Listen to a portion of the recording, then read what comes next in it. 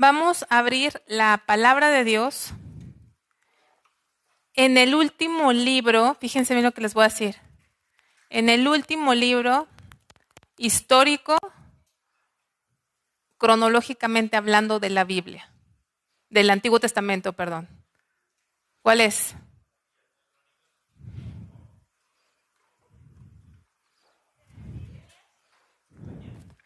Nehemías.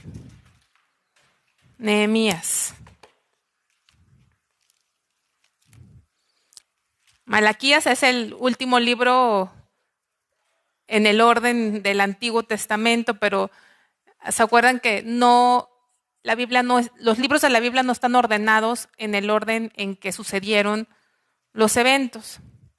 Entonces, ¿ya están en Nehemías?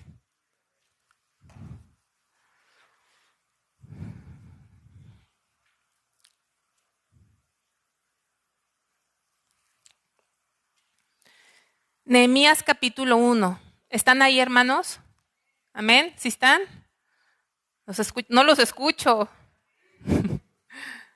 Vamos a hacer una oración. Padre Dios, en esta hora te suplicamos, Señor, que nos hables, nos alimentes, por favor, nos ministres, porque te necesitamos. Necesitamos esas aguas vivas, esas aguas de reposo, esas aguas purificadoras de tu palabra, Señor. Y solo tú eres la fuente, Dios. Solamente tú eres el dador, Señor, de esa palabra viva, Dios. No hay otro origen, no hay otra fuente, sino tú, Señor. Abrimos nuestro corazón, Señor, esta tarde. Abrimos nuestro entendimiento, Señor Dios. Te necesitamos, Señor. Abrimos nuestro corazón a tu palabra, Señor. Que tu palabra entre.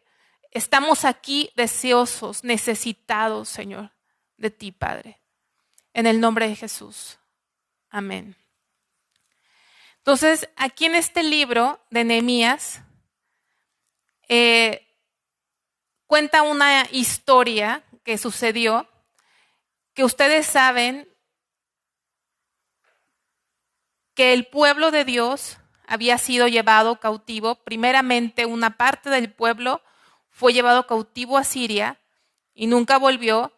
Y posteriormente, otra parte del pueblo fue llevado cautivo a Babilonia por su pecado y estuvieron en Babilonia durante 70 años, ¿sí? 70 años. 70 años en cautividad. Cuando los 70 años se cumplieron, empezó un retorno hacia su tierra. ¿Hacia dónde? Hacia Jerusalén. Entonces, cuando abrimos aquí este libro de Nehemías, ya habían pasado, fíjense más o menos cuánto. ¿Cuántos años dijimos de cautividad? ¿Cuántos dijimos?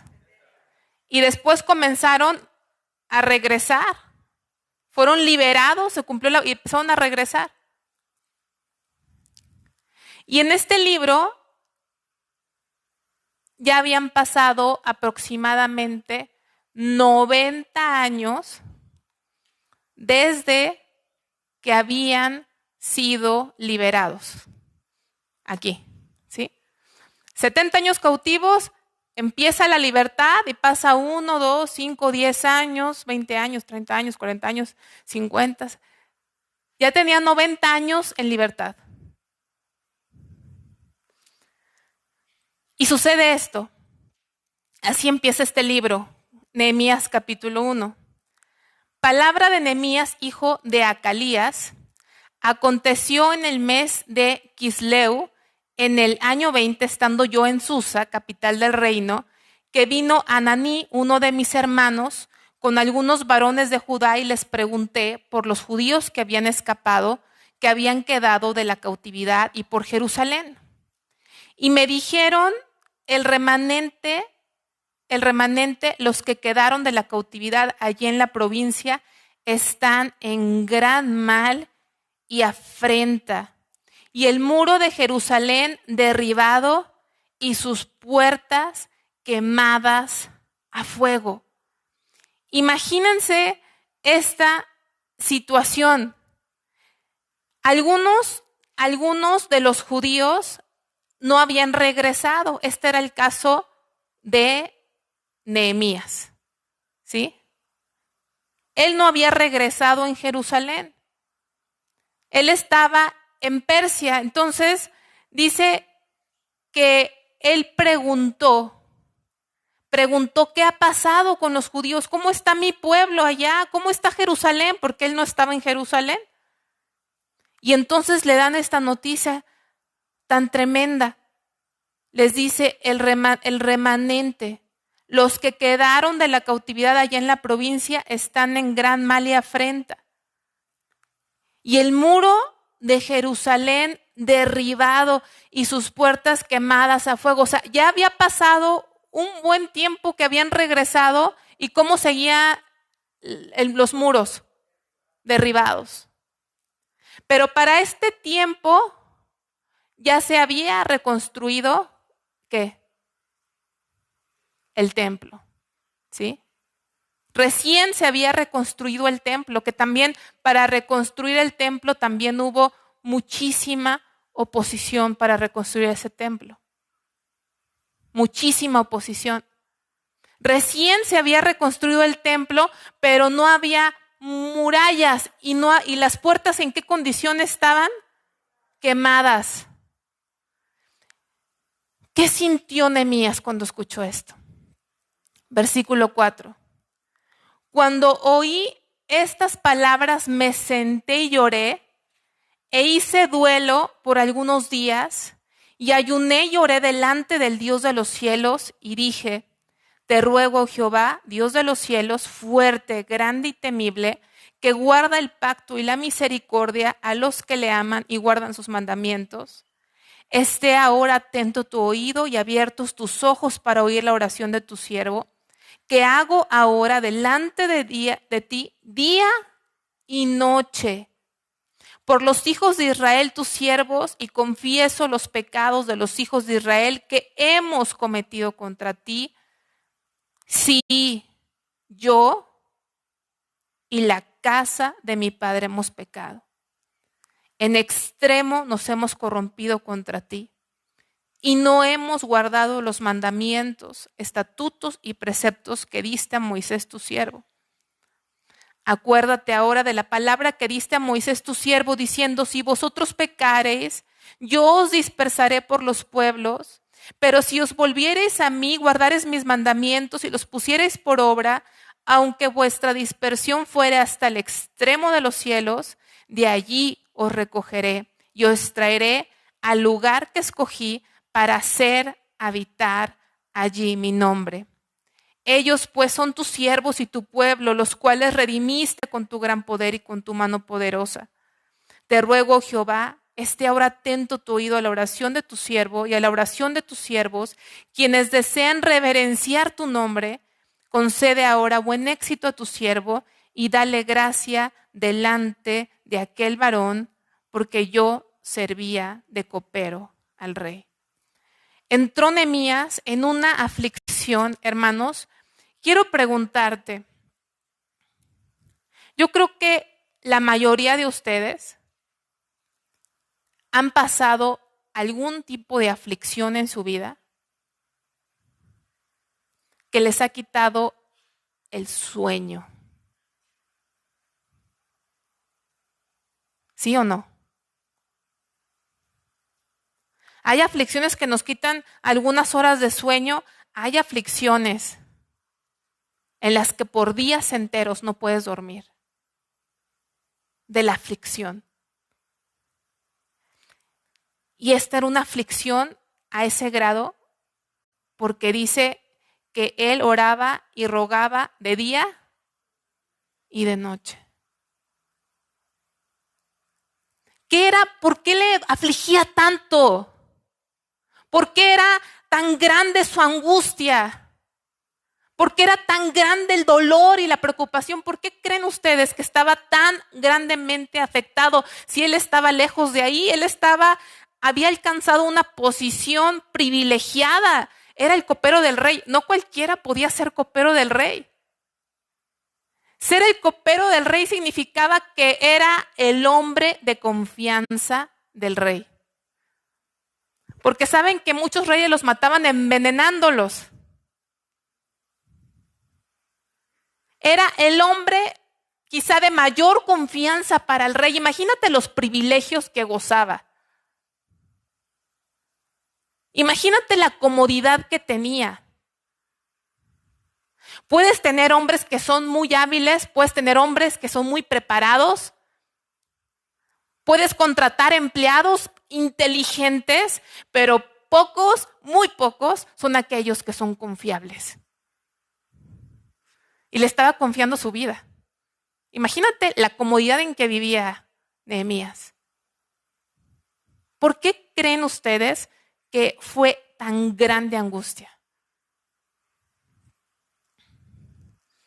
Le angustió ver la condición de esa ciudad, porque si no había esos muros, hermanos, si no estaban esas puertas cerradas, si no era una ciudad amurallada, número uno, perdía su identidad. Tú cuando manejas hacia Ramos Arizpe o manejas hacia una ciudad, dice bienvenido a Ramos Arizpe, ¿no? Bienvenido a Saltillo.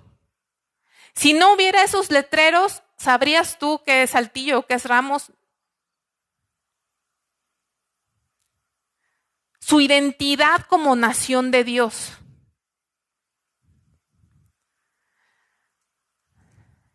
Dos, estaba totalmente indefensa y susceptible ¿a qué? Ataques de los enemigos. Estaba totalmente indefensa. Mira, nada más piensa en Saltillo. Cada vez hay más fraccionamientos que están ¿cómo? Cerrados. ¿Por qué?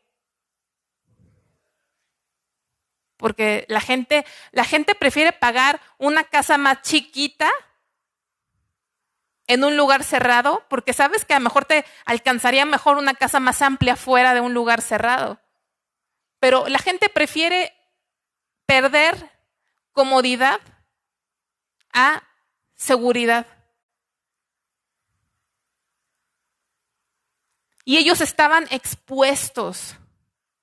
No nada más a los ataques enemigos, sino aparte estaban ellos expuestos y propensos a ser contaminados, recibiendo la influencia mundana de las naciones. ¿Te acuerdas? Las naciones que rodeaban eran naciones paganas, agoreras, idólatras. Y estaban propensos a dejarse llevar a que esas influencias pecaminosas del príncipe de este mundo entraran y corrompieran a ese remanente precioso que Dios guardó, porque Dios en su misericordia se guardó ese remanente. Dios sabía que hubiera destruido a toda la nación, pero Él se guardó un remanente. Y ese remanente estaba empezando otra vez a florecer, ¿sí? Tenían el recuerdo del castigo del Señor a través de Babilonia. Tenían el recuerdo de lo horrible que es la consecuencia del pecado. ¿Sí o no es horrible la consecuencia del pecado? Y era un pueblo que empezó a edificar ese templo. Querían servir a Dios. Fue Esdras, ¿sí? Esdras y Nehemías, Zorobabel. Esdras y Nehemías eran dos líderes que fueron contemporáneos y que Dios les dio diferentes cosas. Esdras era un sacerdote, él enseñó la ley. Trabajó de alguna forma en la restauración de ese templo y enseñaba la ley. Pero Nehemías, Dios lo usó para reedificar los muros. Porque eso que Dios hizo a través de Esdras se pudo haber perdido si Nehemías no hubiera Dios despertado su espíritu para guardar. Entonces, qué dolor y qué llanto tenía él, que él no dijo, Señor, manda otro. sino desde aquí estamos viendo qué puso Dios en su corazón. En el último versículo, la segunda parte del último versículo del capítulo 1 dice: concede ahora buen éxito a tu siervo y dale gracia delante de aquel varón. Ya desde ahí, ¿saben qué iba a hacer él? Tengo que ir, tengo que hablarle a mi jefe, al rey, y pedirle que me deje ir. Pero yo soy su hombre de confianza y es tan difícil confiar en alguien. A lo mejor no me va a querer dejar ir. Señor, dame gracia. Dios le dio gracia y fue a reedificar los muros. Vamos al capítulo 3, porque lo que hoy vamos a hablar es edificaron los muros, pero también las puertas, porque ¿cómo estaban las puertas? Quemadas. El tema de hoy nos vamos a centrar en las puertas de la ciudad de Jerusalén. Dice el capítulo 3, entonces se levantó el sumo sacerdote Eliasib con sus hermanos, los sacerdotes, y edificaron la puerta de las ovejas. Esa ciudad, hermanos, la ciudad de Jerusalén, tenía 12 puertas.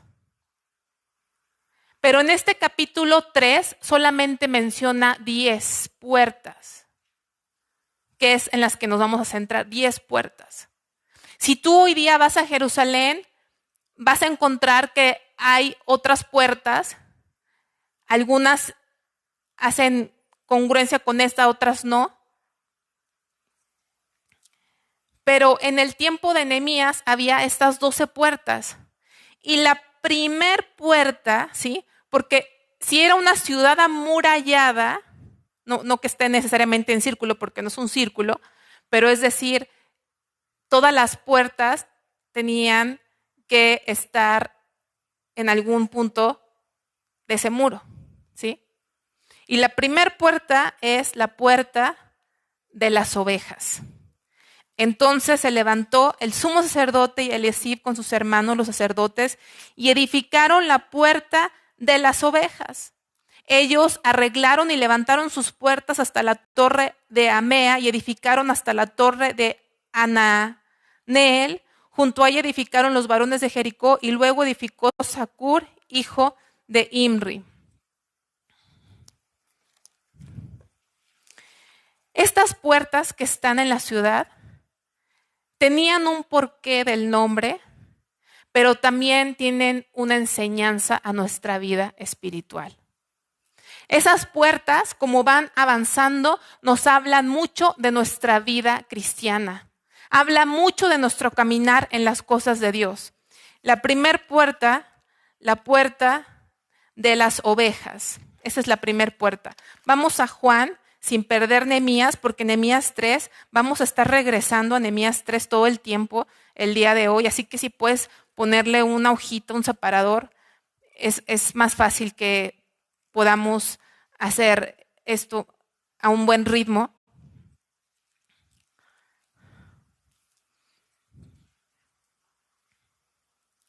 Juan 10,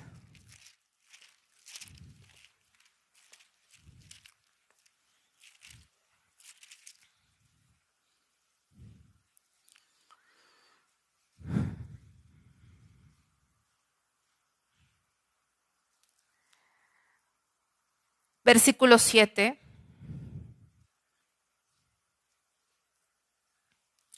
Dice, volvió pues Jesús a decirles, de cierto os digo, yo soy la puerta de las ovejas. Yo soy la puerta de las ovejas. Versículo 9, yo soy la puerta. El que por mí entrare será salvo y entrará y saldrá y hallará pastos. Versículo 11. Yo soy el buen pastor su vida da por las ovejas. La primera puerta para entrar a la Jerusalén celestial, al reino de Dios, solamente hay una puerta y Él es la puerta, ¿sí? Por esa puerta, en aquel tiempo, esa puerta que era una puerta física de las ovejas, era donde generalmente el pueblo entraba por esa puerta porque había un orden, ¿sí?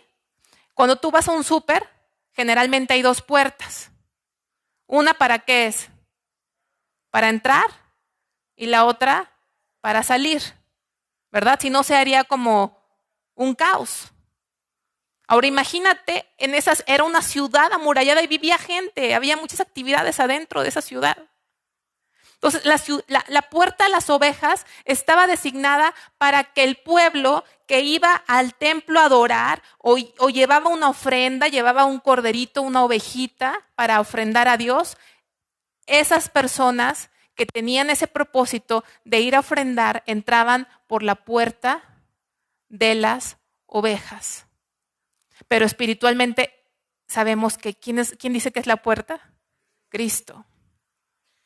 Él es la puerta, pero Él también fue el cordero. Porque tenemos acceso a través de su sacrificio. Por eso dice el versículo 11, yo soy el buen pastor. El buen pastor su vida da por las ovejas. Ahí entraban las ovejas al sacrificio. Él dio su vida por las ovejas. Y es porque Él dio su vida, es que nosotros tenemos vida eterna y comunión con el Señor. Él da su vida, nos habla de la cruz de Cristo. Esa puerta nos habla de Cristo, de su sacrificio por nosotros. Y ahora nosotros somos ovejas de Él. No lo busquen, pero Juan 1:29 dice, he aquí el Cordero de Dios que quita el pecado del mundo.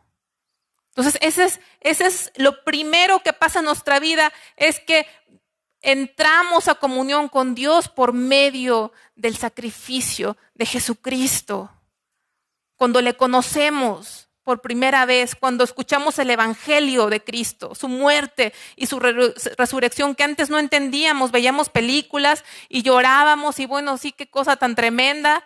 Nos enfocábamos a los dolores físicos y bueno, qué duro lo que padeció, pero no entendíamos qué tenía que ver ese relato con nuestra vida. Pero creo que ahora, a pesar de que todavía no lo entendemos completamente, creo que se nos ha revelado que Él murió por nosotros para que tuviésemos vida eterna. La primera puerta, ¿cuál es? Las ovejas. Vamos a la segunda puerta, vamos a regresar a Nehemías,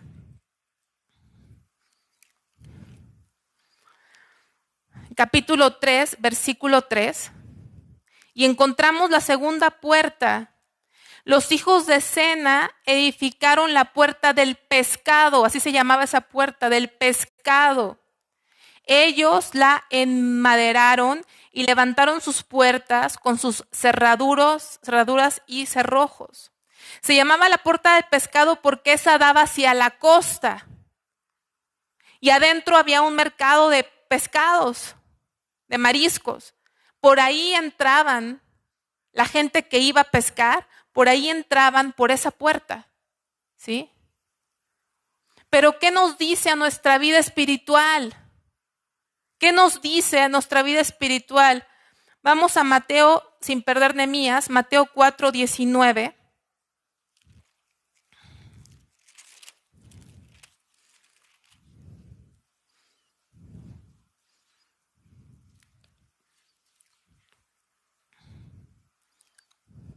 Mateo capítulo 4, versículo 19. Y les dijo, venid en pos de mí y os haré pescadores de hombres. Cuando el Señor Jesucristo se le apareció a esa mujer samaritana, que era de por sí la mujer en esa cultura, y más hace años, todavía es rechazada, imagínense, hace años, y más una mujer que había tenido la vida que llevó, era tremendamente mal vista esa mujer, pero Jesús se acercó a esa escoria de mujer. ¿La estoy insultando, no? ¿Quién de aquí no era escoria? Levanten la mano. ¿Quién de aquí nunca ha sido escoria?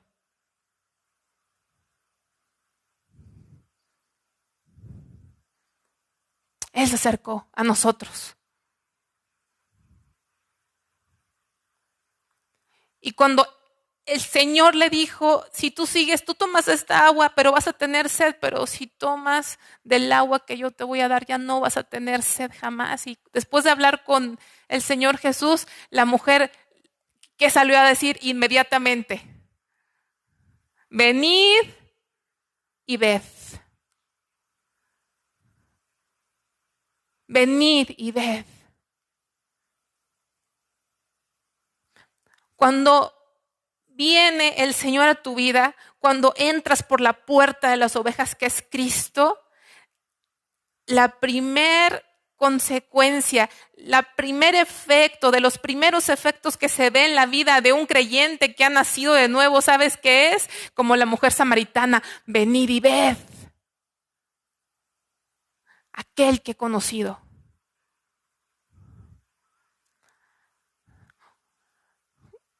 Cuando el pastor de este lugar nació de nuevo un domingo, después de que Dios le dio la vida nueva, un domingo, hace yo creo como 40 años tal vez, no habían pasado ni 24 horas y llegó a su trabajo y dijo, ¿saben qué? A partir de hoy ya no va a haber tranzas aquí. ¿Cómo, jefe? ¿Pero por qué? ¿Qué pasó? Dice mi papá, contaba, mejor dijeron, ¿de cuál fumó? Y les dijo, es que ¿saben qué? Conocí a Jesús. No había ido a un congreso, un seminario, a una escuela dominical. ¿Cuál Jesús, jefe? Pues no sé, el de la Biblia.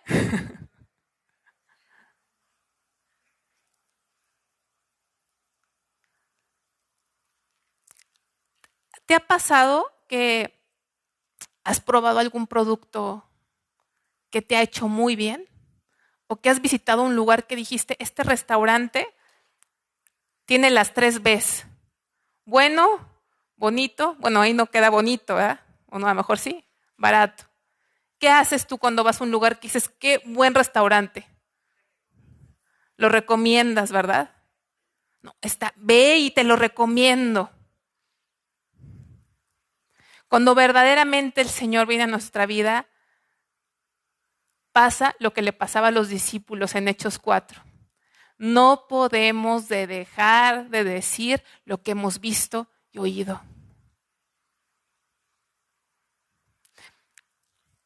He escuchado que dicen que la mayor de las personas vienen a Cristo a los pocos años, al poco tiempo de que alguien se convirtió a Cristo. Yo no sé si eso sea cierto. Piensa en tu vida. Cuando vino el Señor a ti, ¿hablabas más a otros? Porque a veces como que nos aclimatamos, ya. Nadie me hace caso, pues ya les hablé y no hay ese gozo. Pero Dios aquí nos está diciendo, venid en pos de mí y os haré pescadores de hombres. Hermano, esta es una promesa de Dios para ti, para mí. No nos trajo a su reino, como decía el pastor Jorge Inurreta, solamente para decir, sálvese quien pueda.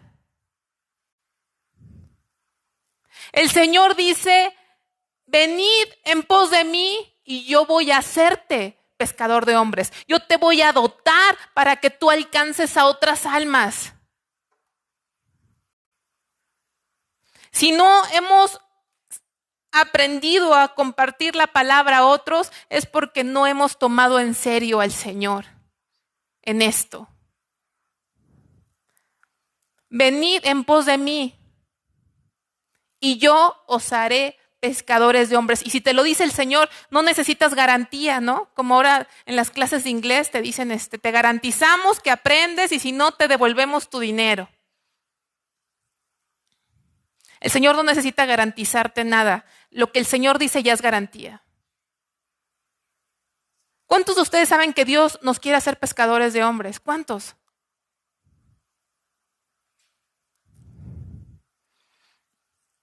Vamos a Proverbios 11:30.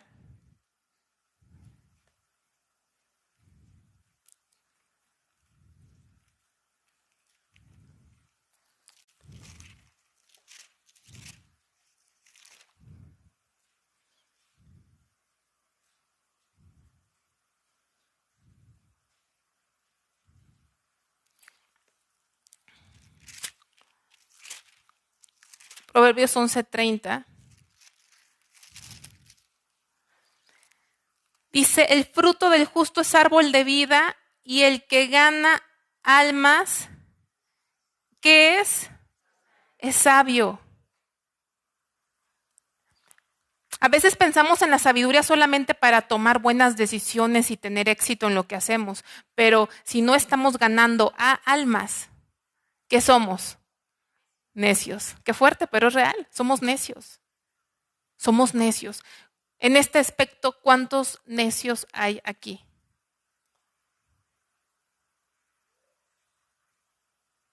Nada más yo.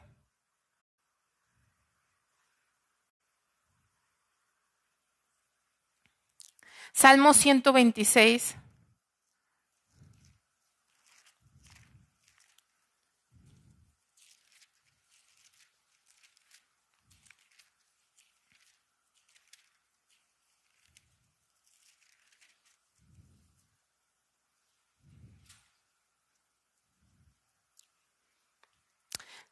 Salmo 126:6 dice, irán dando y llorando el que lleva la preciosa semilla, mas volverá a venir con regocijo trayendo sus gavillas. No es fácil llevar la semilla, hay dolor, hay llanto, hay tristeza, hay frustración, hay oposición, pero la promesa de Dios es más volverá a venir con regocijo trayendo sus gavillas.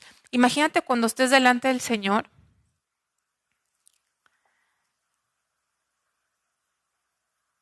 y llegar solo delante de el juicio que va a haber a los hijos de Dios, porque va a haber un juicio para los hijos de Dios, va a haber un tribunal de Cristo. ¿Te gustaría llegar tú solito? Bueno, ya con que hayas llegado, gloria a Dios, ¿verdad? Definitivamente, definitivamente. Pero ¿cuántos nos gustaría llegar con otras de sus ovejitas? Que Dios nos dé el privilegio de traer, no a pacto de gracia, sino a sus pies. ¿Cuántos quisieran? Yo quisiera. Había un varón en Escocia llamado Juan Knox. Y se dice en la historia que él oraba y decía, Señor, dame Escocia. ¡Qué fe de este hombre! Él no se conformaba con uno o dos, él quería la nación completa para el Señor. Dame Escocia, Señor, o si no, me muero. Y decía la reina, porque hasta allá llegaron las oraciones de este hombre, decía que le tenía más miedo a las oraciones de este hombre que a un ejército enemigo. Yo los haré pescador, yo les voy a enseñar. Señor, es que no sé hablar, yo te voy a enseñar. Es que me da pena, yo te voy a dar espíritu de valentía. Señor, es que yo lo voy a hacer. Yo lo voy a hacer. Mira, Jonás cuando fue a predicar creo que les dijo 4 palabras y lo hizo de mala gana y se salvó toda una nación. No es la palabra, no es tener, ¿cómo se dice cuando eres muy bueno? Mucha elocuencia, ¿sí? Ni es el carisma.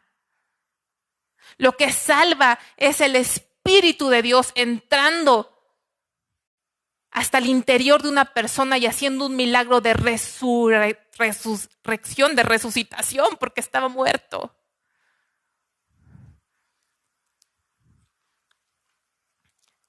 ¿Has escuchado que Dios resucita muertos?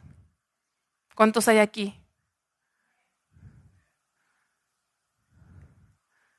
Entonces, la puerta de las ovejas nos habla de la cruz de Cristo, es su salvación. Pero ¿qué pasa? Inmediatamente Dios quiere hacernos pescadores de hombres. Vamos a ver qué puerta sigue. Vamos a regresar a Nehemías, capítulo 3, versículo 6. Y encontramos la tercera puerta. Que Dios nos ayude. La tercera puerta. La puerta, ¿cómo se llamaba esta puerta? Vieja.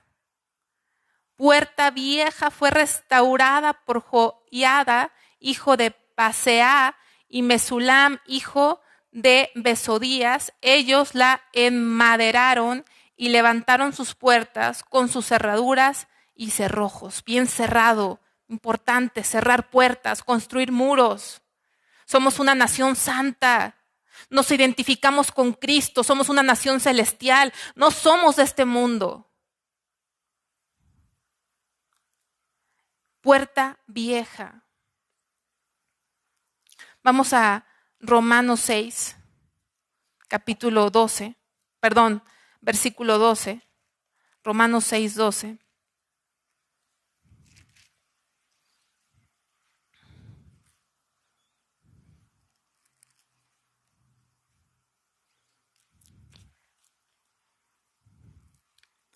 Vamos a leer el versículo 6. Romanos 6, 6. ¿Ya están ahí conmigo? Sabiendo esto, que nuestro viejo hombre fue crucificado juntamente con él, o sea, con Cristo, para que el cuerpo de pecado sea destruido a fin de que no sirvamos más al pecado. Vamos al versículo 12. Por lo tanto, eso es agregado mío, versículo 12, no reine pues el pecado en vuestro cuerpo mortal, de modo que obedezcáis a sus concupiscencias. Ni tampoco presentéis vuestros miembros al pecado como instrumentos de iniquidad, sino presentaos vosotros mismos a Dios como vivos de entre los muertos y vuestros miembros a Dios como instrumentos de justicia, porque el pecado no se enseñoreará de vosotros, pues no estáis bajo la ley, sino bajo la gracia. Entonces estamos hablando aquí, hermanos, de que versículo 6, sabiendo esto, que nuestro viejo hombre, está hablando la puerta vieja de nuestra vieja naturaleza. Venimos al Señor y nos empezamos a ser conscientes lo que antes no estábamos conscientes, que hay una lucha, que dijo Pablo, encuentro una ley, quiero hacer lo bueno, pero no puedo. Porque mi vieja naturaleza me estorba. Y antes no teníamos la nueva naturaleza. Y ahora empezamos este caminar y empezamos con muchas ganas, con mucho gusto. Queremos servir a Dios, no queremos pecar, queremos agradarle. Pero de repente nos empezamos a dar de topes. ¿Y con quién es con quien nos damos topes? Con nuestro yo. Con nuestra vieja naturaleza. Pero aquí el Señor nos dice, no reine pues el pecado en vuestro cuerpo mortal. Ya no obedezcas sus concupiscencias, o sea, sus deseos. Versículo 13, tampoco te presentes tus miembros al pecado como instrumentos de iniquidad. Preséntate como vivo entre los muertos. Dice el versículo 17. Pero gracias a Dios que aunque erais esclavos del pecado, o sea, nuestra vieja naturaleza, éramos esclavos de nuestra vieja naturaleza, dice, habéis obedecido de corazón aquella forma de doctrina a la cual fuisteis entregados y libertados del pecado, vinisteis a ser siervos de justicia. Hablo como humano por vuestra humana debilidad, que así como para iniquidad presentéis vuestros miembros para servir a la inmundicia de la iniquidad, así ahora para santificación presentad vuestros miembros para servir a la justicia. Antes todo lo que éramos servía a la injusticia, al pecado, ¿no? Vamos al baile, vamos a tomar, vamos a decir chismes, ¿no? Vamos y trabajábamos para nuestros deleites, pero ahora nosotros debemos de presentarnos como miembros de justicia, dice, para servir a la justicia. Vamos ahí tantito a Colosenses 3, por favor. Colosenses ahí más adelante, un poquito más adelante. Colosenses 3.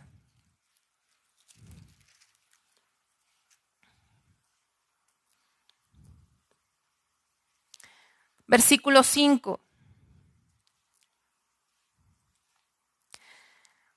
Haced morir pues lo terrenal en vosotros.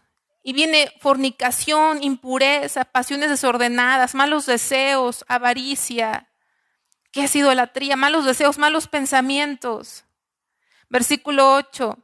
Pero ahora dejad también vosotros todas estas cosas. Ira, hermanos, la vieja naturaleza es ira. Es enojo, se manifiesta en malicia, se manifiesta en blasfemia, en palabras deshonestas. No mintáis unos a otros, habiéndonos despojado de, ¿qué dice? Del viejo hombre con sus hechos y revestidos del nuevo. Tenemos que dejar esa vieja naturaleza, avanzar, esa es parte del crecimiento. ¿Sí? Empezamos a darnos cuenta de esa batalla, pero también nos damos cuenta que tenemos el poder. Tenemos el poder. Dios no nos pide algo que Él no nos haya dado el poder y la gracia para llevarlo a cabo. Él dice y Él hace. Así Él formó la tierra. Él dijo, ¿y quién hizo? Él mismo. Él dice y Él hace. Versículo 12, vestíos pues como escogidos de Dios, santos y amados, de entrañable misericordia. De entrañable misericordia.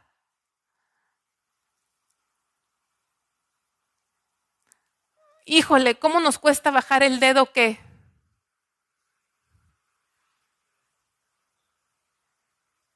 Acusador, criticón.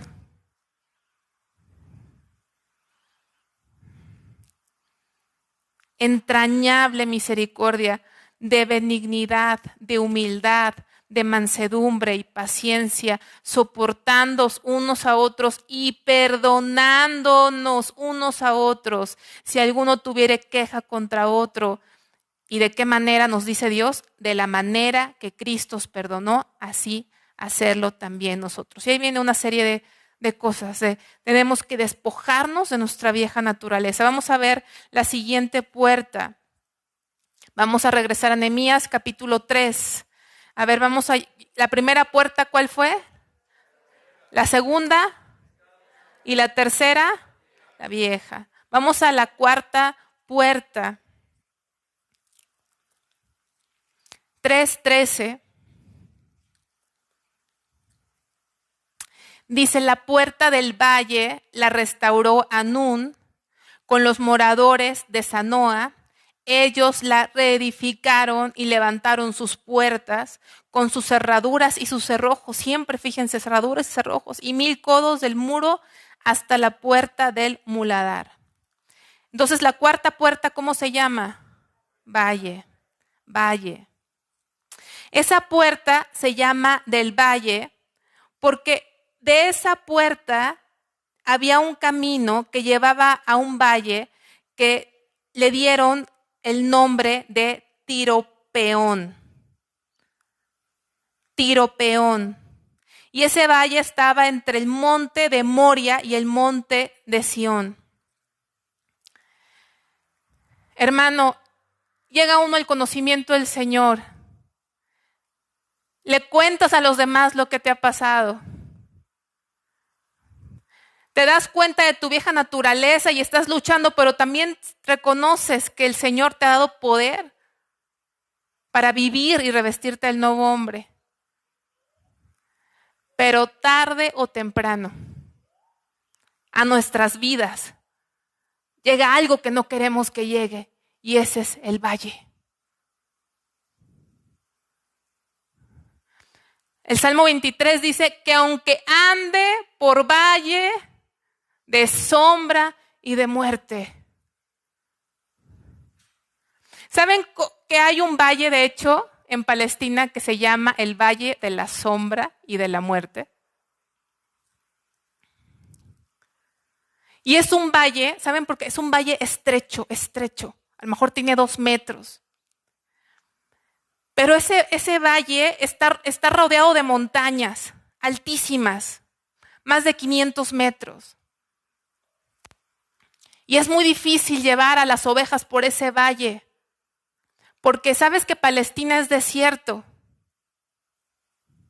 No pueden sacar a las ovejas a ciertas horas. Tiene que ser cuando ya refresca, que puede ser temprano o puede ser noche, pero a esas horas el sol no alcanza a llegar hasta ese valle que está en medio de esas montañas.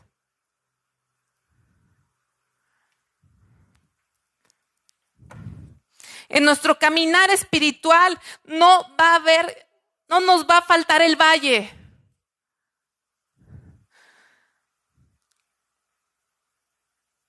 No nos va a faltar el valle. Pero no nos va a faltar el pastor que nos va a acompañar por ese valle. Él prometió pasarnos. Y Él nos va a dar aliento.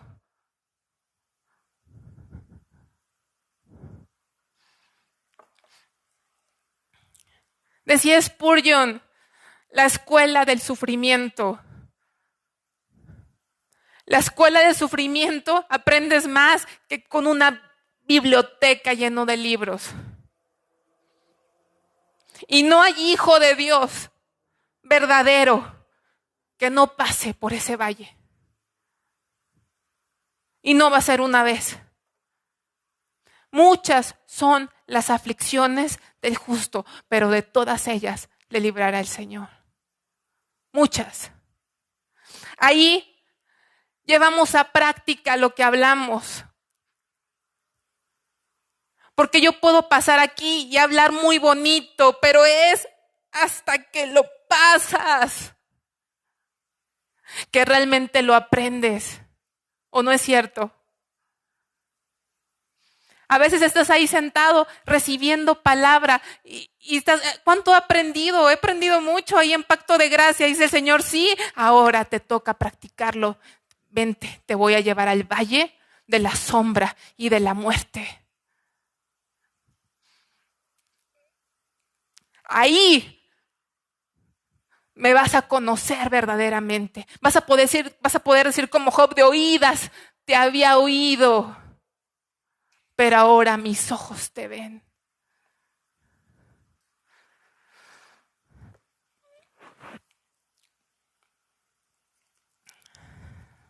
Todos vamos a pasar por ahí. Vamos a 1 de Pedro 4:12.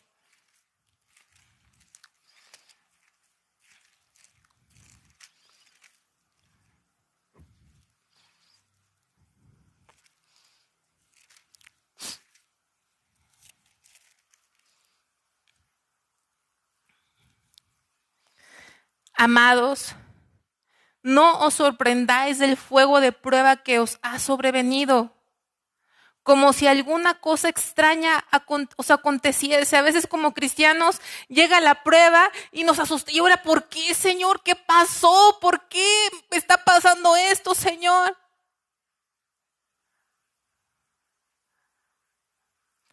No debe ser extraño para un creyente. Vienen pruebas, viene a veces castigo del Señor, reprensión de Dios.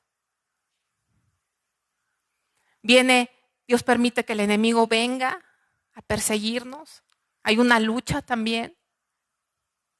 Así que dice, no te extrañes, no te sorprenda. Ay, Señor, es que a mí me dijeron que viniera a ti y que todos mis problemas se acabarían, Señor. Alguien viene a los pies del Señor y le empieza a ir peor que antes y le empiezan a decir los otros, ya ves, eso te pasa por ser salta para atrás, ¿no?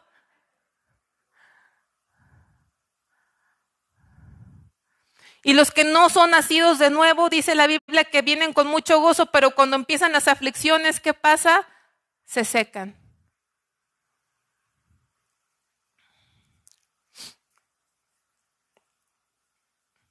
Va a haber tribulaciones, va a haber batalla. En los valles, hermanos, en los valles se peleaban las más grandes batallas. Ahí peleó David con Goliat. El valle habla de batalla, habla de tribulación, habla de prueba. Pero Dios está con nosotros. Él lo ha prometido. Vamos a la quinta puerta. Regresemos a Nehemías. Yo le quité el separador, lo que les dije a ustedes que le hicieran y ya no encuentro Nehemías.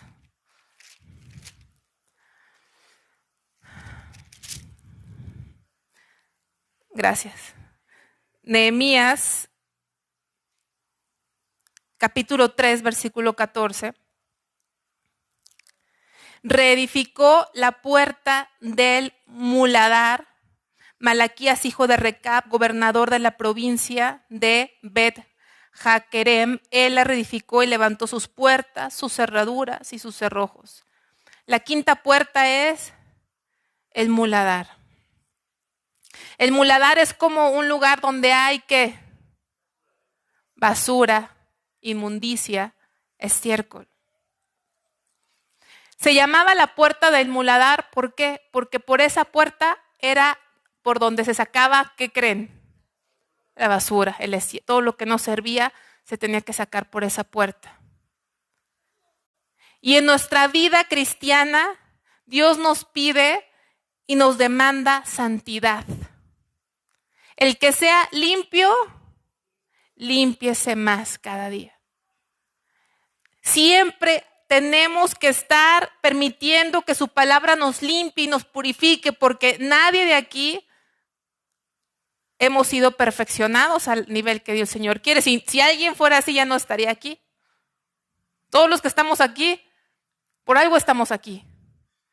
Los santos que ya se fueron con Dios, ¿saben qué significa cuando se van con Dios? Es como su graduación.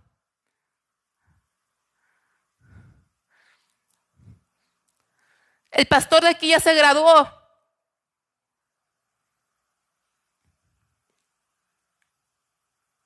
Y un deseo de su corazón era que nosotros nos graduásemos también algún día. Tenemos que limpiar, dejar que el Señor nos limpie. La puerta del muladar nos recuerda que siempre hay cosas que tenemos que dejar que el Señor nos limpie y echar fuera de nuestras vidas y de nuestros corazones. La puerta del muladar. Vamos a ver 2 Corintios 7:1.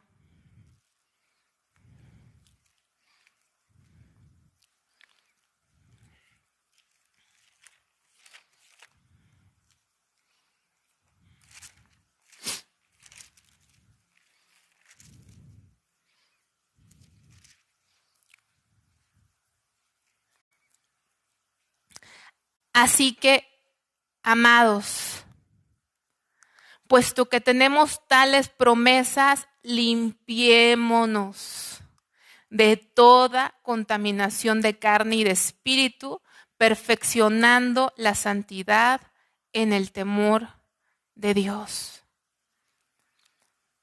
Señor, pero es que yo ya no fumo, yo ya no digo groserías, Señor. Ya no tomo, Señor. Pero ¿cómo ves tele, hijito? Cosas que no me agradan.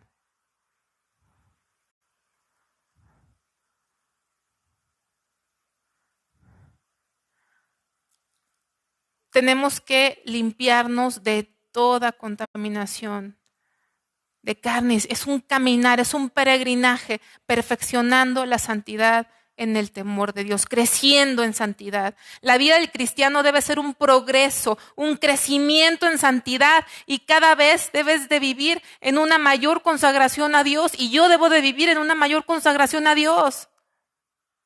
Qué triste que seamos los mismos de hace un año, de hace 3 años.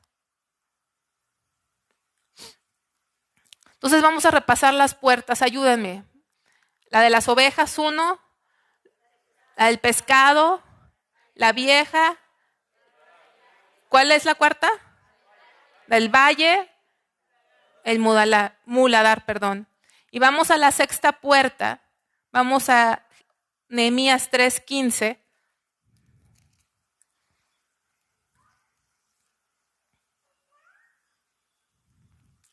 Salum, hijo de Coljose, gobernador de la región de Mizpa, restauró la puerta de la fuente. Él la reedificó, la enmaderó y levantó sus puertas, sus cerraduras y sus cerrojos, y el muro del estanque de Siloé hacia el huerto del rey y hasta las gradas que descienden de la ciudad de David. Esta sexta puerta es la puerta que se llama fuente, la puerta de la fuente, ¿sí? Fuente con F, la puerta de la fuente. Y se llama así, y ahí mismo entendemos por qué. Porque dice aquí, ahí vemos que dice, habla de un muro del estanque de Siloé. Estaba cerca de ese estanque de Siloé, pero también era, ahí emergía un túnel, que era un túnel que había hecho el rey Ezequías, o que tenía una conexión con, ¿cómo dice ahí de Siloé? ¿Cómo le llama ahí? ¿El estanque? El estanque de Siloé. Y ese estanque de Siloé se nutría del manantial más grande que vamos a ver en la siguiente puerta que había en la ciudad. Entonces se llamaba de la fuente porque ahí emergía, o ahí estaba, cerca de ahí, el estanque de Siloé, que era como que se nutría, ese estanque se nutría del manantial más grande que había en la ciudad de Israel. Por eso se conocía como la fuente, por ese estanque que estaba ahí de agua, o ese túnel de agua que estaba ahí, la fuente. Vamos a Juan, capítulo 7.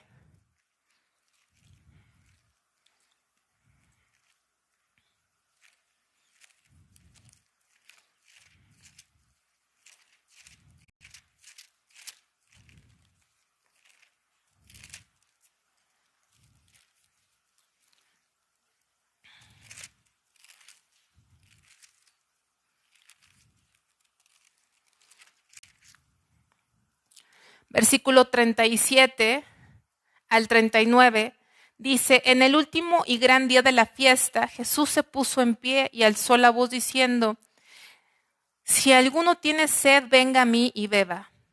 El que cree en mí, como dice la Escritura, de su interior correrán ríos de agua viva.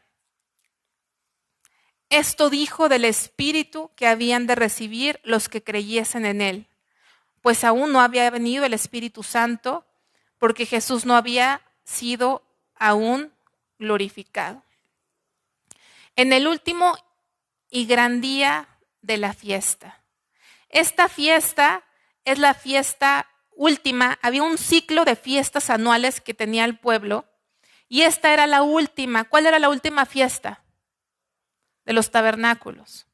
Digamos que cuando se hacía la fiesta de los tabernáculos era ¿cómo le llaman? El broche de oro de toda la celebración del año. Era la culminación, y no nada más era la última fiesta, sino estaban en el último día. O sea, era la culminación completa, el auge de todo el ciclo de fiestas y de la última fiesta. Y se había hecho una tradición, que no está aquí escrita, se había hecho una tradición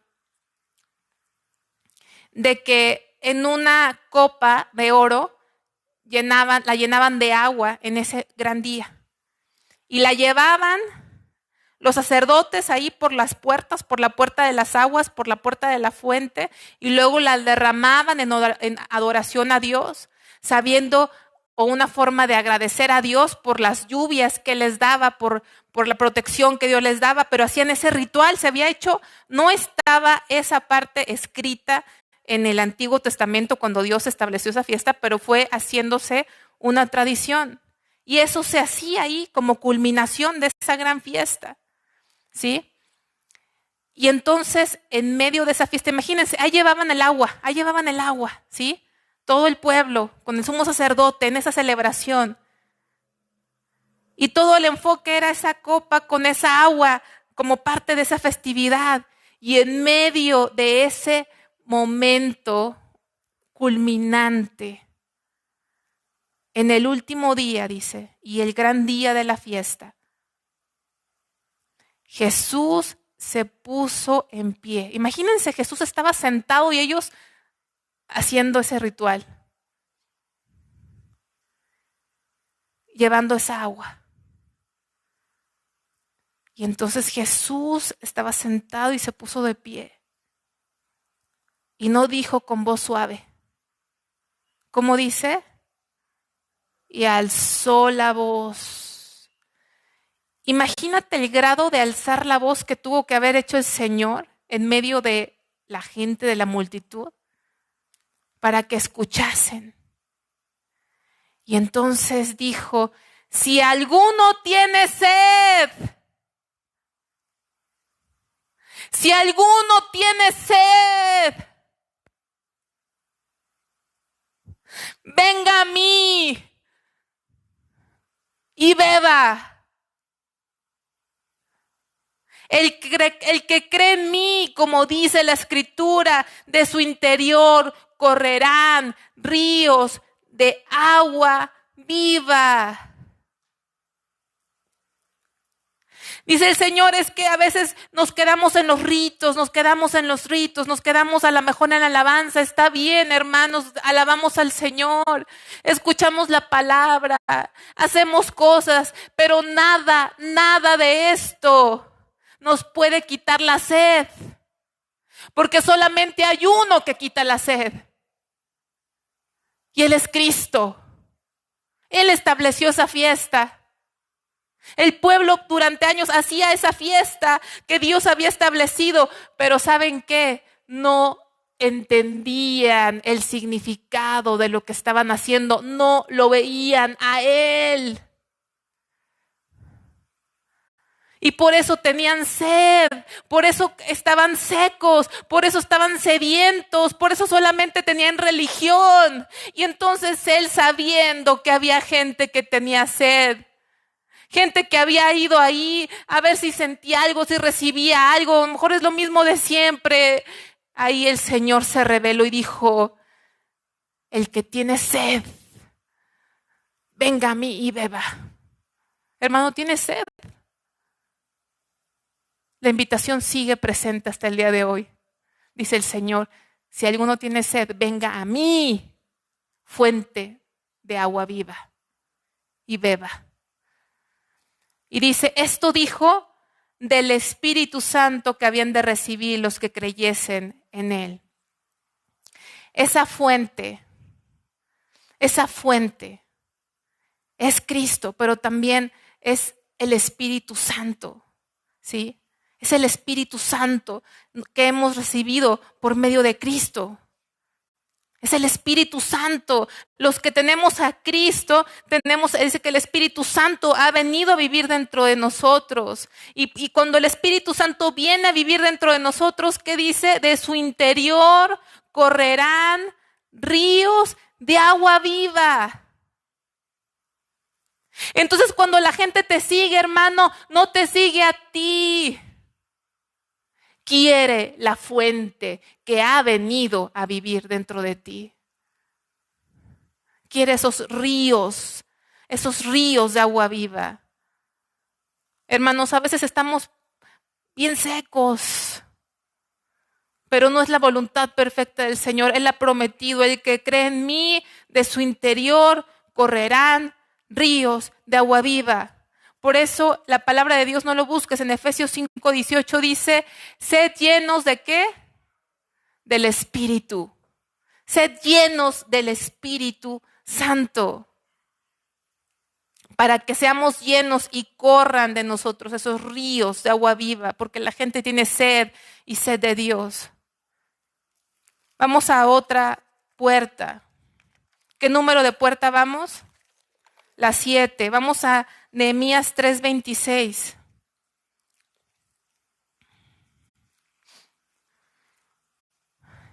Y los sirvientes del templo que habitaban en Ofel restauraron hasta enfrente de la puerta de las aguas, al oriente, y la torre que sobresalía. Las aguas. Las aguas. Vamos a Isaías 55, por favor. Acompáñame a Isaías 55.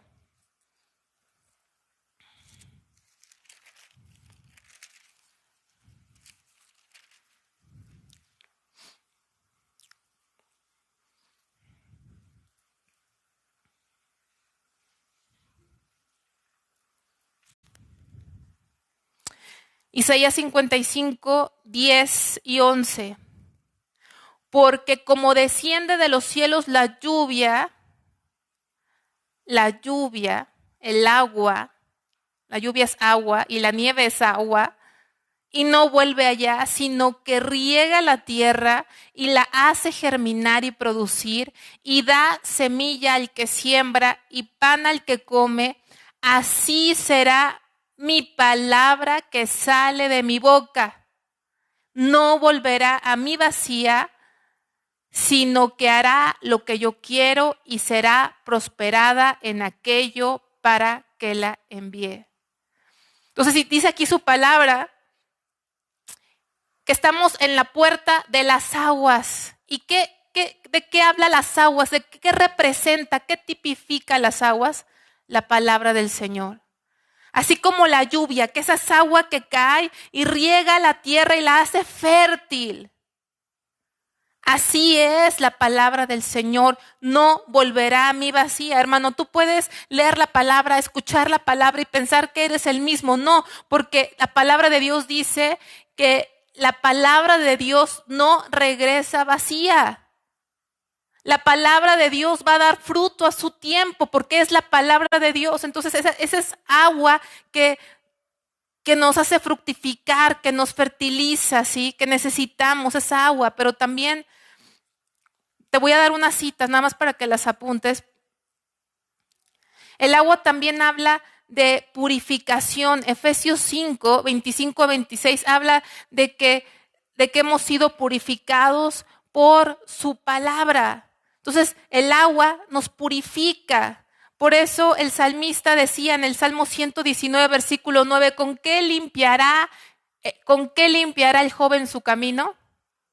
Con guardar su palabra.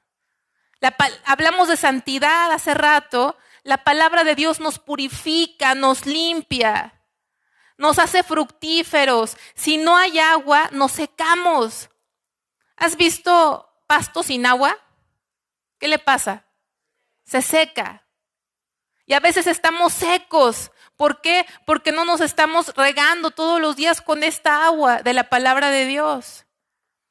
Salmo 23 también habla de junto a las aguas de reposo nos pastoreará, las aguas de su palabra. En nuestro caminar cristiano necesitamos su palabra.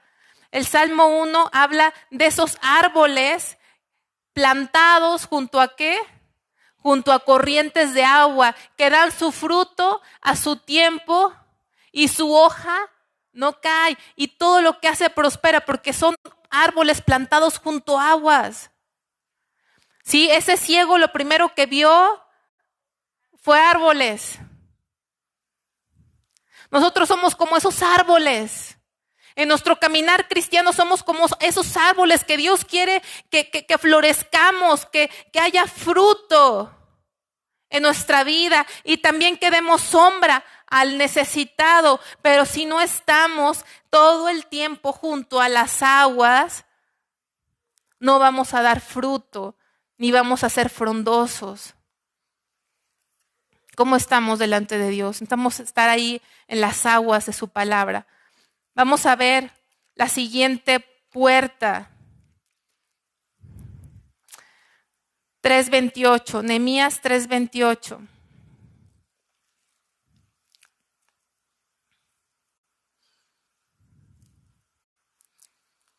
Dice, desde la puerta de los caballos restauraron los sacerdotes, cada uno enfrente de su casa. Los caballos habla de guerra, habla de poder, habla de ejército. Echó a la mar, ¿qué cantamos? Jinete y caballo. En nuestra vida espiritual hay guerra. Tenemos 3 frentes de guerra. Mi yo, el mundo y ¿quién más? Satanás. Tenemos 3 frentes de guerra, mi yo, el mundo y Satanás. En Deuteronomio, no lo busquen, 17, 14, 16, el Señor le había prohibido que si algún día tenían rey, se hiciera de caballos. Deuteronomio 17, 14, 16. Dios dijo que si algún día ponían un rey, porque Dios sabía que así lo iban a hacer, en contra de su voluntad perfecta, Dios les prohibió hacerse de caballos. ¿Por qué crees que Dios les prohibió hacerse de caballos?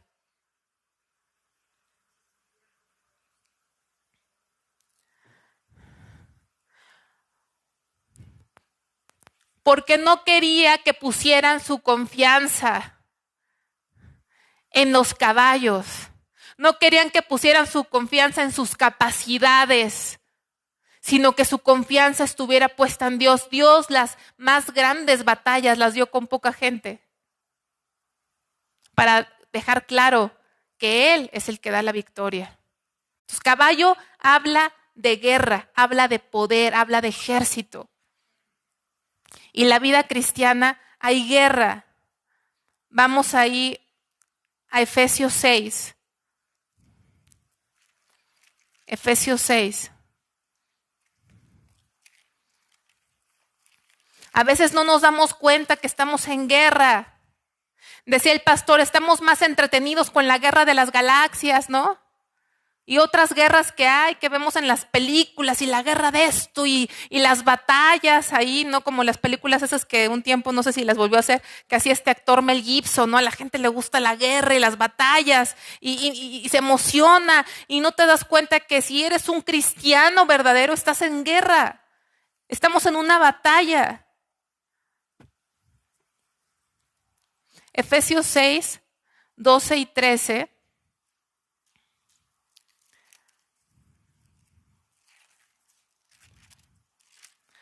Dice, porque no tenemos lucha contra sangre y carne, o sea, no tenemos lucha contra el hombre, sino contra principados, contra potestades, contra los gobernadores de las tinieblas de este siglo, contra huestes espirituales de maldad en las regiones celestes. Por tanto, tomad toda la armadura de Dios para que podáis resistir en el día malo y habiendo acabado todo, estar firmes. O sea que acabas una guerra y sigue otra y estamos en guerra. Tenemos que acordarnos, esta puerta nos acuerda que estamos en guerra y que nosotros somos esto. Vamos a 2 Timoteo 2:3, por favor, porque se nos olvida mucho. Hay muchos que les gusta que les digan, no, tú eres hijo del rey. Sí es cierto, amén.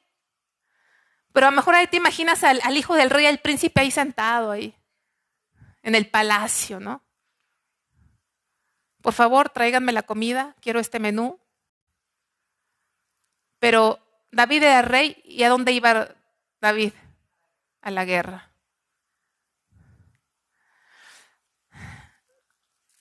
Segunda de Timoteo 2:3. Tú, pues, sufre penalidades como buen soldado de Jesucristo. Nos gusta hablar de que somos hijos del rey, pero no nos gusta saber que somos soldados.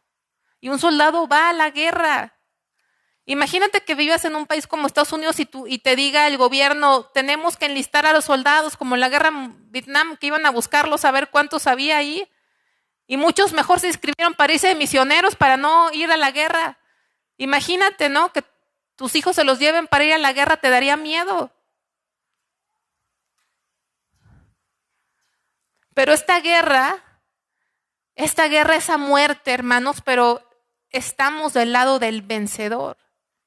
Pero somos llamados a ser soldados. ¿Quién actúa de aquí como soldado espiritual? Nos vemos y decimos, con esos soldados irá a ganar la guerra el Señor. Él ya la ganó. Pero quiere hacernos sus soldados. Por eso a veces nos mete en disciplina. Vamos a la siguiente puerta. Nehemías 3:29. Ya estamos terminando.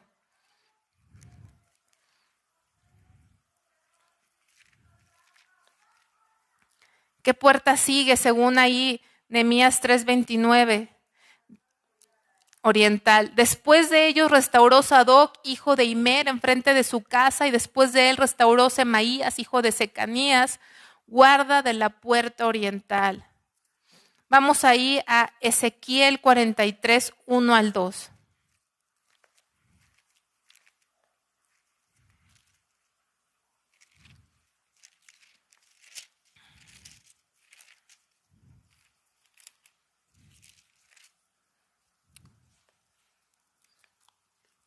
Ezequiel capítulo 43, 1 y 2. Me llevó luego a la puerta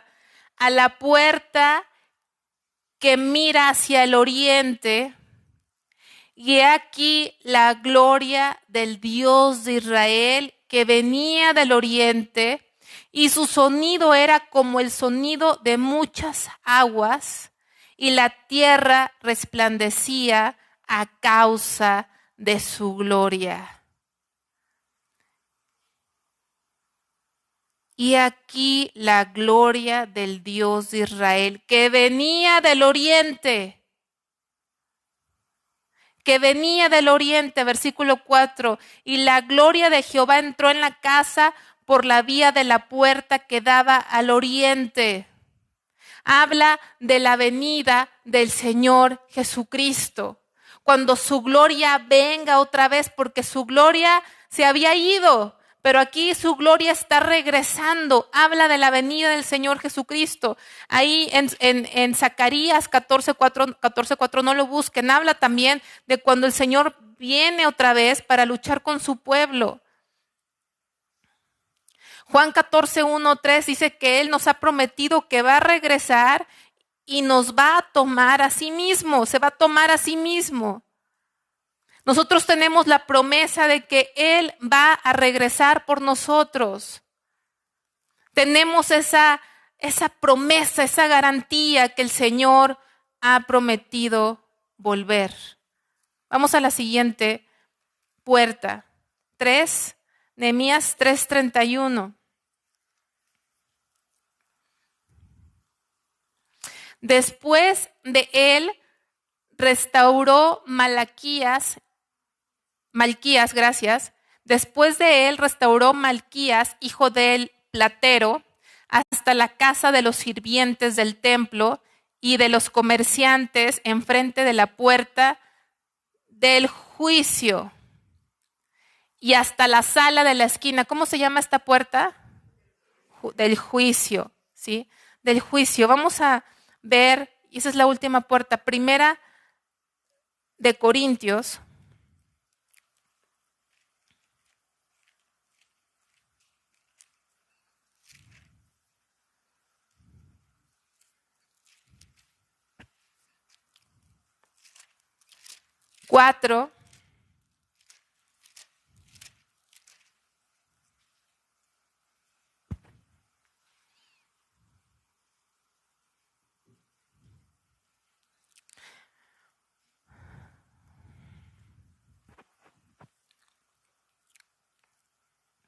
3 al 5,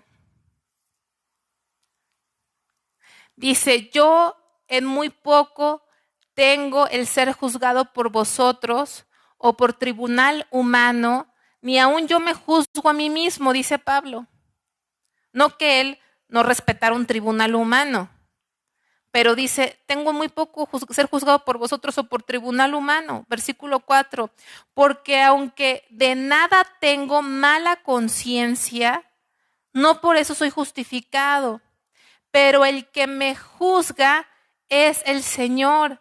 Así que no juzguéis nada antes de tiempo, hasta que venga el Señor, el cual aclarará también lo oculto de las tinieblas y manifestará las intenciones de los corazones, y entonces cada uno recibirá su alabanza de Dios. Va a llegar un momento en que vamos a ser juzgados. Aquí el Señor dice, no juzguéis nada antes de tiempo. Nosotros vemos y juzgamos y decimos, no, esta persona es esto, la otra es aquello, esta pecó en esto, la otra la hizo bien, y sentimos que sabemos y que discernimos y que entendemos las profundidades del corazón humano, pero ¿sabes qué, hermanos? Estamos equivocados. Por eso dice, no juzguéis hasta que venga el Señor. Entonces lo que está oculto, Él lo va a manifestar, y entonces cada uno recibirá alabanza de Dios. No lo busques, pero Eclesiastés 8:14 dice que hay veces que a los justos les pasan cosas como de injustos. Y al revés, y nosotros juzgamos, pero tenemos que esperar que venga ese juicio. En esa puerta del juicio era la puerta de donde los ancianos se sentaban para juzgar, para escudriñar, para revisar. Era una puerta que también se le llamaba de inspección o de juicio. Y ahí los problemas se los llevaban, las situaciones se las llevaban a los hombres sabios, y ahí emitían un juicio. Y ese momento es delante de Dios, cuando estemos delante de Dios. Vamos a terminar con Romanos 14, por favor.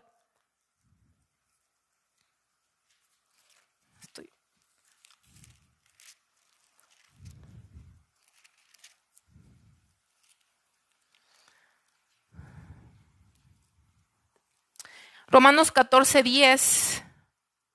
Pero tú, ¿por qué juzgas a tu hermano? ¿No nos toca a nosotros? O tú también, ¿por qué menospreciáis a tu hermano? Porque todos compareceremos ante el tribunal de Cristo. Todos. No va a ser para condenación, sino para recompensa. Porque escrito está, vivo yo, dice el Señor, que ante mí se doblará toda rodilla y toda lengua confesará a Dios, de manera que cada uno de nosotros dará a Dios cuenta de sí. Entonces Dios es el que nos va a juzgar. Y cuando llegabas a la puerta oriental, en la manecilla del reloj va así, pero esto es al contrario de la manecilla del reloj, las ovejas. Llegabas a la puerta del juicio y otra vez estabas en la puerta de las ovejas. Porque en ese tribunal, hermanos, en ese tribunal, si recibimos algo, todo es por Él y para Él, para el Cordero de Dios, que nos salvó y nos redimió. Que Dios nos ayude a llegar hasta el final de este camino. Vamos a ponernos de pie, por favor.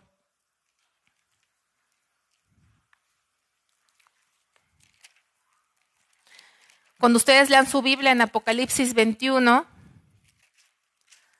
van a encontrar que la Nueva Jerusalén también tenía 12 puertas. Aquí dijimos que vimos nada más 10 puertas. Pero hay otras 2 puertas que no son en ese capítulo, que es la puerta de Efraín y la puerta de la cárcel. Pero esas estaban como más hacia adentro. Efraín significa fructífero. Y Pablo decía que él era prisionero de Jesucristo por amor. Dice Apocalipsis 22:14, bienaventurados los que lavan sus ropas para tener derecho al árbol de la vida y para entrar por las puertas de la ciudad. Apocalipsis 22:14, no lo busques. Bienaventurados los que lavan sus ropas para tener derecho al árbol de la vida y para entrar por las puertas en la ciudad. Versículo 15, mas los perros estarán fuera, y los hechiceros, los fornicarios, los homicidas, etc. Todo aquel que hace mentira. Gracias a Dios que la nueva Jerusalén es por el Señor Jesucristo que tenemos derecho a entrar por esas puertas. Y así como estamos aquí hoy, algún día entraremos por esas puertas. Y si tú lees Apocalipsis, te vas a dar cuenta que esas puertas ya no van a ser el muladar, ya no va a haber la puerta del valle, ya no va a haber la puerta de los caballos. Dice que todas esas puertas van a ser de piedras preciosas, porque todo esto habrá pasado. Padre Celestial, gracias por tu palabra, Señor. Ayúdanos a construir los muros, Señor, a levantar las puertas, a poner los cerrojos, Señor. Señor, que haya dolor por la condición de nuestra vida delante de ti, Señor, que no hay muros, que no hemos establecido muros de protección en nuestro corazón, no hemos establecido muros de protección en nuestras familias, Señor, y somos fácil presa de Satanás, Señor. Somos fácil presa de ser influenciados por el mundo, Señor, y a veces nos parecemos tanto al mundo, pero por eso Nehemías clamó, se angustió, porque no quería que tu pueblo perdiera su identidad, que eran una nación santa, que eran una nación sagrada, separada del mundo, Señor. Tú quieres que nos levantemos como vivos entre los muertos, Dios. Hoy no se sabe quién es cristiano y quién no, porque nos parecemos tanto en todo, en todas nuestras conversaciones, en nuestros hábitos, en nuestros gustos, en muchas cosas, Señor. En muchas cosas, quizá no en todas, pero en muchas cosas. Que hay ese dolor que hubo en Nehemías, Señor. Y empecemos a orar, Señor, empecemos a santificarnos, a levantar esos muros de protección, porque no somos cualquier nación, somos la nación celestial, somos tus hijos, Padre Celestial. Somos la nación escogida de ti, somos la iglesia de Jesucristo. Somos tus testigos, somos llamados a ser santos en toda nuestra manera de vivir. Somos los hijos del Rey, del Dios Santo. Señor, Padre, ayúdanos a cerrar puertas en nuestro corazón donde se ha metido el enemigo para influenciarnos, para contaminarnos, Señor, para meter cosas a nuestro corazón en nuestra vida que nos están alejando de ti, Señor. Ayúdanos en este caminar, ayúdanos a hablar la palabra, haznos pescadores de hombres, ayúdanos a sacar, Dios, toda contaminación por la puerta del muladar, Señor. Ayúdanos a despojarnos de la vieja naturaleza. Ayúdanos, Señor, a llenarnos de tus aguas, a ser llenos del Espíritu Santo, Señor, y a prepararnos para tu venida, Señor, y que cuando estemos delante del tribunal tuyo no seamos avergonzados, Padre. En el nombre de Jesús, te damos gracias, Señor. Amén.